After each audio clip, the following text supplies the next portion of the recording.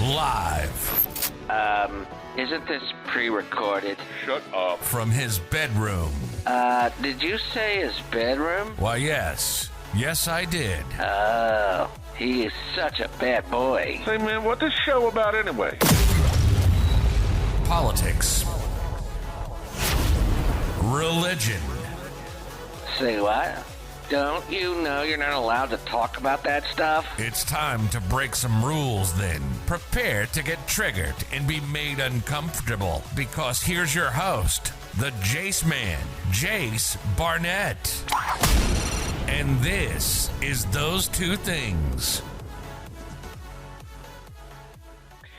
Hello, everyone, and welcome back to another episode of Those Two Things. I'm still the Jace Man, Jace Barnett, and I'm still your host, much to your dismay.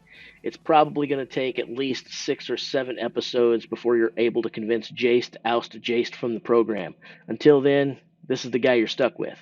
So anyway, I do want to let you know that I am not feeling very well today, and by not very well, I mean actually I feel lousy.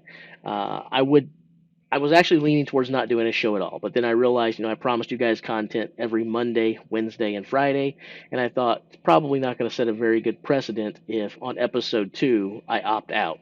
So I decided I'd put on my big boy panties and go ahead and give you a day of wonderful, wonderful rambling from a sick man. So, and you may not even want to sit here because this is the mask-free edition of Those Two Things, and I don't feel well. So when you add those two things up, you're really putting yourself in harm's way to stay tuned to the program. But for those of you brave soldiers who want to do it, I'll give you some content. Now, since I am not feeling well, I do want to let you know that I'm taking the easy way out today. We're not going to do this the way that I told you the show was going to flow. So right away at episode 2, I'm taking liberties with it. And it's my show. I figure I can do that. But because I don't feel well, I may not be able to be at my best. And I really was struggling to think of content and ideas, probably because when you don't feel well, your creativity seems to go away. So I thought I would still do something that would make it worth watching, still make it educational, still give us the chance to agree and disagree, argue and be mad at one another, and you could listen to me rant and ramble. And so what I decided I would do is I would just go ahead and take the I Side With quiz for the 2020 presidential election live. And this will, again, give you a chance to see how I feel about many of the issues if we haven't already addressed them. For some of the others, it will allow you to see that Jace says what he says, but more importantly, one of the things I thought would make this a kind of a fun experience is a lot of other talk show hosts aren't going to do this. A lot of other podcasters aren't going to do this. And if they did, they might show you the results or something of that nature, but they're not going to show you work through it live. And I wanted to do it live for a reason. As I've already told you, I am a man of conviction, and my convictions are not based upon what's convenient for me. There are several times where I am going to lobby for or be on a political side for something that I am personally at odds with or that I personally disagree with, because I believe that just because I am opposed to something doesn't mean I have the right to stand in opposition of that or dictate or preach that to everyone else. I believe you should be able to decide certain things for yourself. So I thought as we go through this, it would allow us to do some commentary about some of those issues. You could see why I feel the way I feel about some of the issues that I might come down on, and would also take a look at some of the fun stuff that may be out there. Okay. Having said that, one of the things that I wanted to do right off the bat was tell you guys if you want to do this, you'll go to isidewith.com and you can fill this out yourself if you have not yet done that. We can compare them and contrast them if you want. I may even go ahead and post my results to the Facebook page for Those Two Things so that you can take a look at that at any time. We'll see. I may or may not get around to doing that. I don't know. It'll probably happen. It just may not be immediately. And before we dig in, I actually wanted to take a look at a couple different things because they do have some polls here where you can view some things. I thought it might be interesting before we actually take the quiz. And I'm not logged in. Normally I have this linked up with my Facebook, but because I do, it's from the last time I did this, which was a couple years ago. And so I wanted to start with fresh data. To take it like you guys would be if you haven't did it before. But I also wanted to comment on that. It's possible if I did fire up my old profile and we could see this, I might feel differently about a position today than I did 2 years ago or 3 years ago. And I wanted to comment on this because this is important. I know that depending on which political party you back and who's in power, one of the things we have a tendency to do is when the other guys change their mind on something, and this kind of goes back to that whole runoff election that we had. Well, it wasn't really runoff, but the election that we had between George Bush and John Kerry. And John Kerry got branded the whole flip flopper thing, and then the right, my side of the fence has stuck with that label since then. And I just want to say that I think that's incredibly unfair and kind of stupid, to be honest, because let's be honest, people change their minds. As a matter of fact, not only should you be allowed to change your mind, you probably should change your mind about things as more data comes about. Our opinions and our beliefs evolve over time. At least they should with the data that we have. Uh, or we just might grow as a person and feel differently than we felt before. That does not make you a flip flopper. It makes you a person who is open minded enough to realize that you're on a pursuit for growth, personal growth, spiritual growth, mental growth, emotional growth. These same things that we all claim to want. But it seems like if the political party that you voted for is in power, so my guy is currently in office. If his position changes and some people criticize him for it, we like to go, whoa, step back. We now know things we didn't know, and his position changed with the new data. So back off. That's fair. But when the other side does it and they use that argument, we go, nope, you're a flip flopper. Just kind of, it's bogus. But anyway, that's kind of just an aside, an important and very important aside, but an aside nonetheless. But anyway, I want to take the quiz here live. We're going to walk ourselves through it. We're going to talk about it as we do so. We may or may not get to anything religious in today's those two things. It may just be all political because I don't know exactly how long this is going to take. It's been a while since I did this, so we'll do that. But having said that, before we started, like I said, I wanted to go ahead and take a look at these polls. Okay. So we'll go ahead and take a look at the polls, and you guys may actually want to be able to see the screen better. That's not good. Looks like we'll probably do some editing job here. It's pretty awesome if they're having website troubles just when I decided to review the website with you guys. It's a good thing this isn't live. Good thing we do the pre-recorded stuff, huh?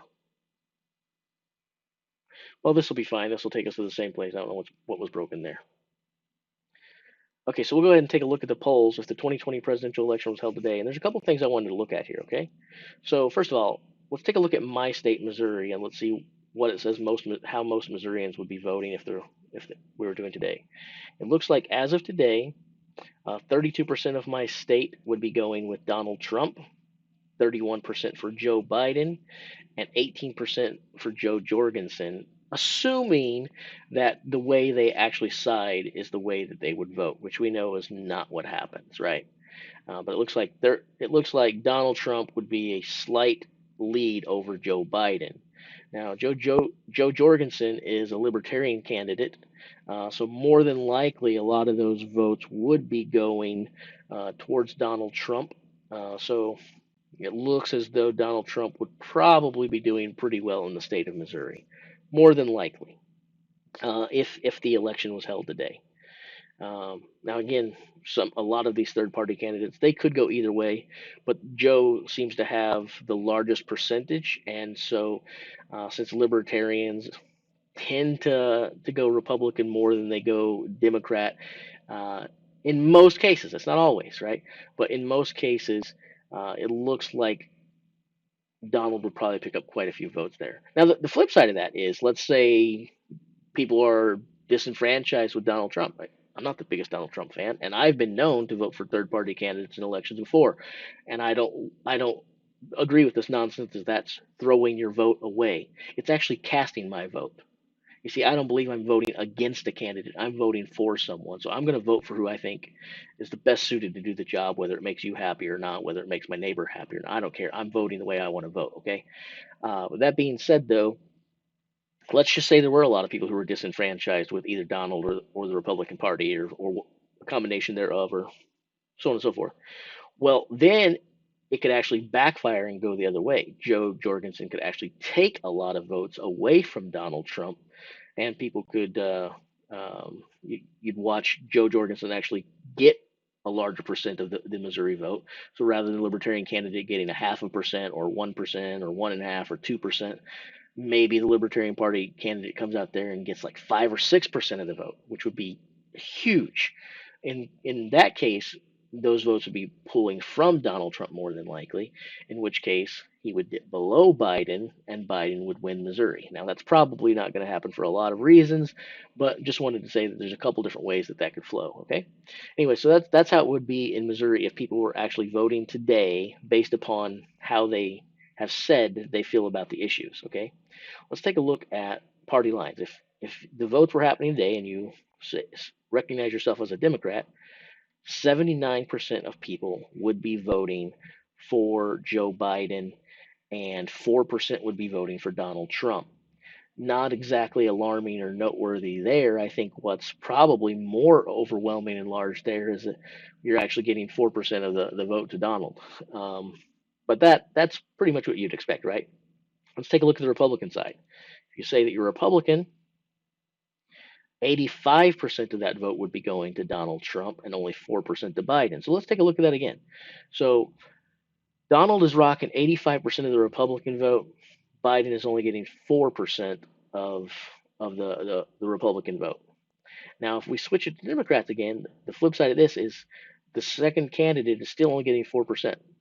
So Donald's only picking up 4% of the Democratic vote, but Biden is only getting 79% of the vote from his own party.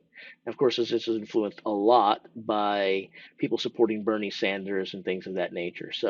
Um, so that's why that's influenced. But it's interesting to look at nonetheless before we start doing this. I think we'll skip over some of these others, but one of the things that we might want to look at let's look at ethnicity. This could be interesting. If the votes were happening today and they were voting based upon the candidates they side with, it looks like white voters would be casting a vote at a clip of 39% for Donald Trump, 37% for Joe Biden, so virtually a coin flip there, and then 11% of the vote would be going to Joe Jorgensen. Okay, no one else is close to double digits, so we won't even mention them. Let's say that we look at black voters now. Okay, so before, if we look back here, Donald was winning the white vote, but barely 39-37. Once we go to black, Biden is winning 39-36. So a slightly bigger lead here, 1 percentage point than what Trump had over Biden in the white side. On the black side of things, Biden has a 1% greater lead than Trump did, so he's only pulling 3%. But I think it's pretty incredible actually if you look at black voters here and you see that Donald Trump is still getting 36% of the black vote. And then Joe Jorgensen's at the same 11 that she was before on the Republican side, which is to me is super interesting as well. But this is super interesting because I do not think for 1 second that Donald Trump is going to get 36% of the black vote in the November election. It'd be pretty interesting if that happened, but I think that's not going to happen. I think most of us could agree on that. Maybe I should go ahead and let you guys see this in a larger screen. Let's do this.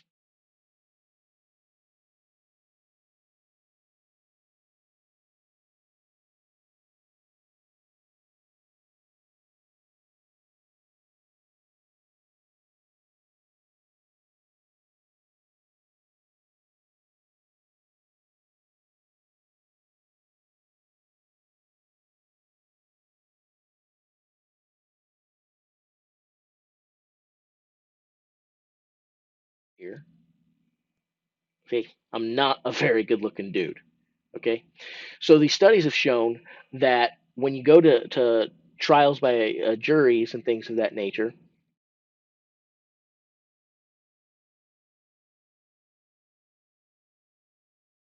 again, what I also said was a lot of people go into prison to become better criminals than they were.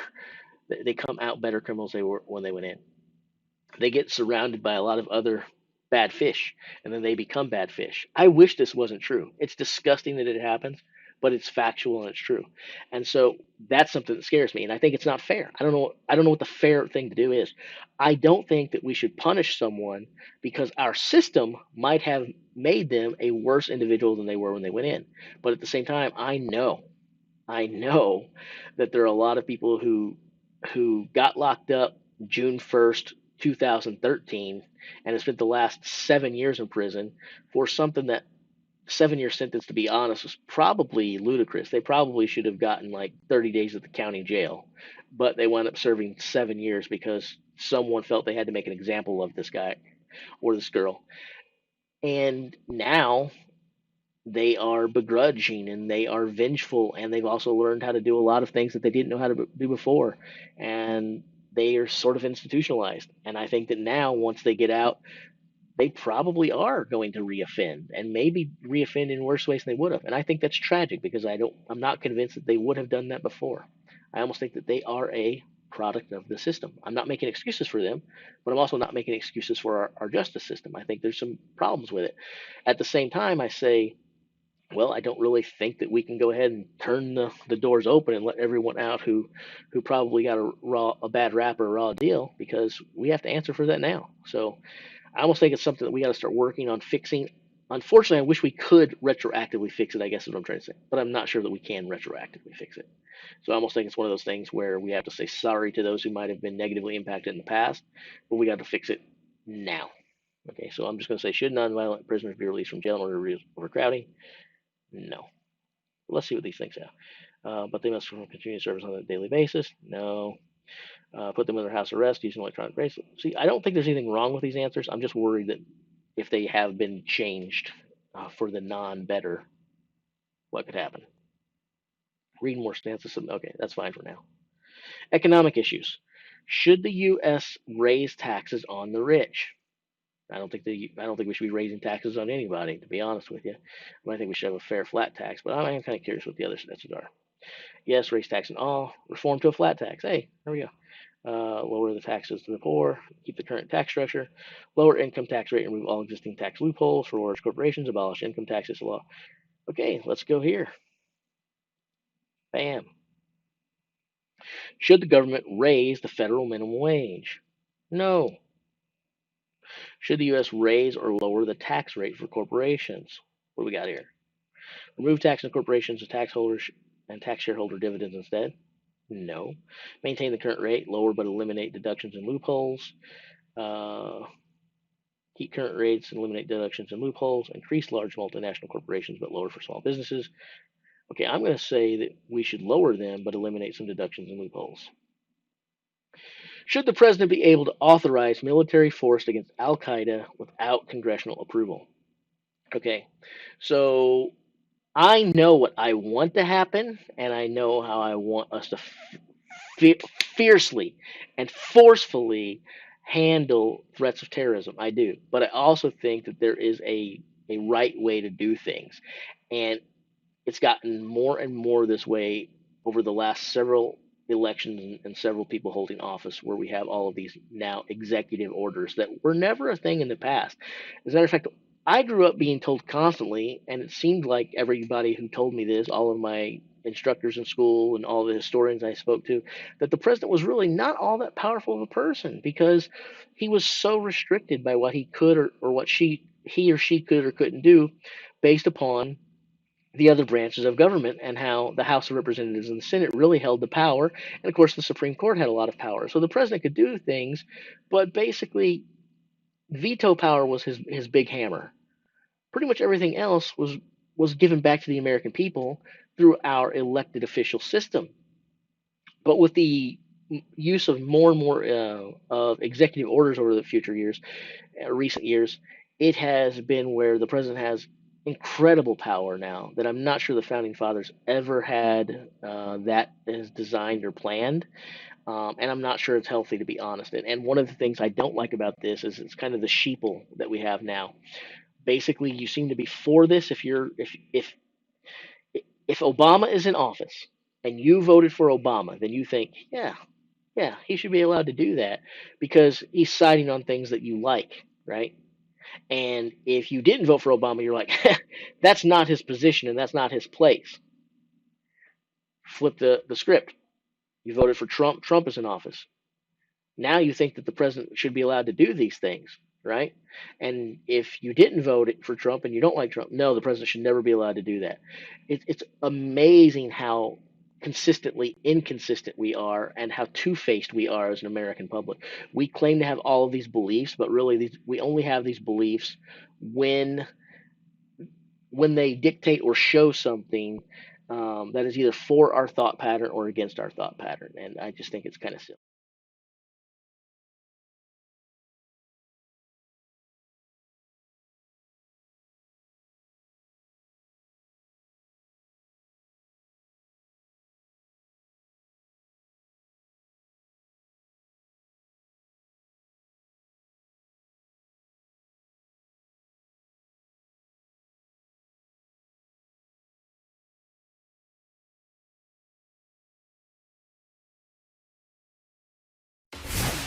Did you like that? Do you want more? Then you know what to do. Like, share, subscribe. Hated the show? Hated Jace? Want to put Jace on blast? That's fine too. Let us know in the comments. And whether you love us or hate us, join us every Monday, Wednesday, and Friday for another opportunity to talk about those two things.